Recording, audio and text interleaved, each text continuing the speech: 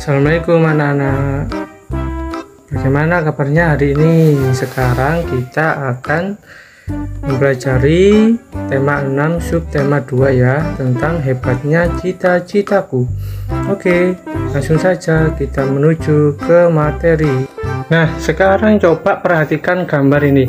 Di sini ada macam-macam profesi. Ada apa itu? Guru, ada ilmuwan, ada polisi, ada atlet ya. Lalu coba sekarang jelaskan tugas masing-masing profesi tersebut. Polisi tugasnya apa? Yuk. Lalu ilmuwan, di situ ada guru, tugasnya apa? Atlet, tugasnya apa? Adakah salah satu dari profesi itu yang menjadi cita-citamu? Lalu kenapa alasannya? Mengapa kamu ingin menjadi profesi tersebut? Ini anak-anak, ada sebuah cita-cita yang sangat mulia, yakni menjadi seorang guru.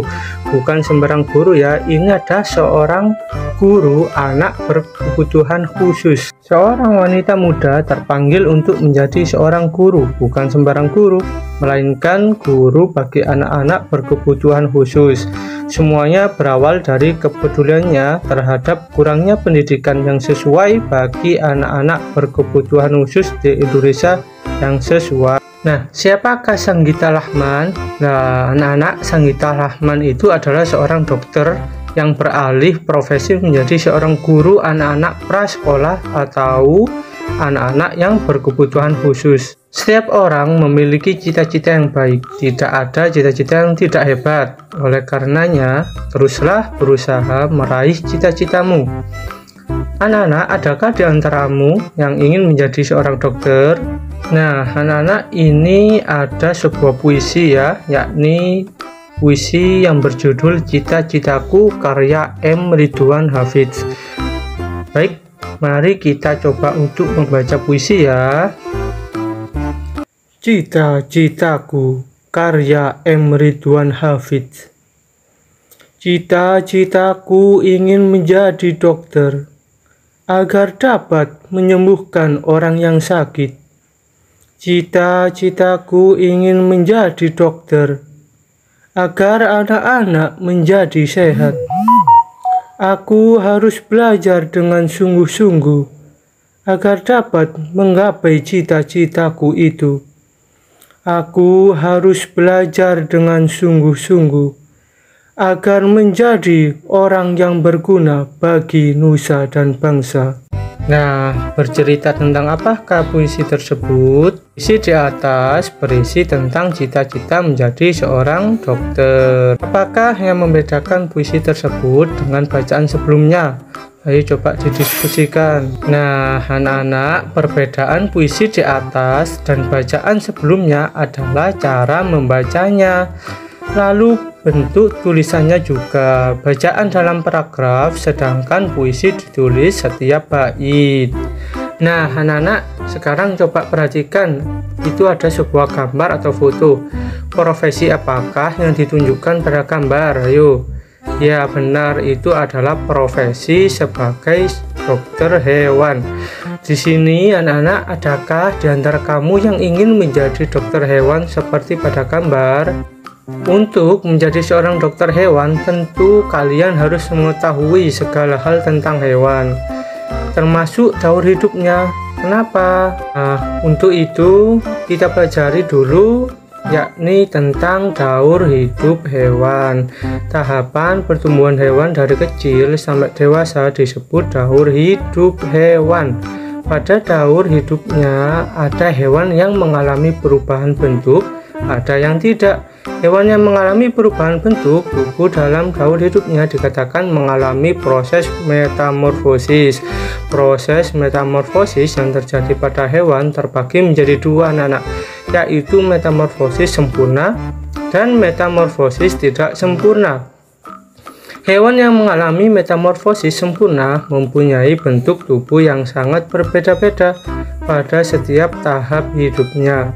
Pada saat telur menetas, bentuk tubuh hewan tidak sama dengan bentuk induknya. Hewan yang mengalami metamorfosis tidak sempurna, anak-anak, setelah menetas memiliki bentuk tubuh yang mirip dengan induknya. Nah, ini coba diperhatikan, ini ada daur hidup katak ya. Katak ini berkembang biak dengan cara bertelur di dalam air, anak-anak. Telur-telur itu lalu akan menetas setelah kurang lebih 10 hari. Telur itu menetas menjadi berudu yang hidup di air. Jadi setelah menetas menjadi berudu. Oleh karenanya berudu memiliki insang, alat pernafasan untuk bernafas di dalam air seperti pada ikan. Lalu 3 minggu kemudian insang ini pada katak akan tertutup oleh kulitnya. Kemudian tumbuhlah kaki-kaki belakang. Pada usia 8 minggu berudu ini berkaki berubah menjadi katak yang berekor. Baik anak-anak, ekor itu kemudian akan memendek dan ia bernafas dengan paru-paru. Setelah pertumbuhan anggota tubuhnya sempurna, katak akan berubah menjadi katak dewasa. Itu adalah daur hidup katak, anak-anak. Lalu yang kedua ini, coba perhatikan, ini ada gambar kecoa, anak-anak. Ini siklus daur hidup kecoa, yakni serangga yang berkembang biaknya dengan cara bertelur. Nah, setelah bertelur ini, setelah menetas, kecoa akan berubah menjadi kecoa muda yang disebut nimfa, anak. Jadi dari telur itu berubah menjadi nimfa. Nimfa ini mirip dengan kecoa dewasa, hanya warna kulitnya yang berbeda. Nimfa beberapa kali mengalami pergantian kulit sampai ia menjadi kecoa dewasa. Jadi di daur hidup kecoa ini hanya ada 3 bentuk perubahan, anak-anak. Makanya daur hidup kecoa ini disebut metamorfosis tidak sempurna. Nah, yang selanjutnya ini adalah daur hidup capung. Capung ini juga merupakan serangga yang berkembang biak dengan cara bertelur, anak-anak, sama dengan kecoa.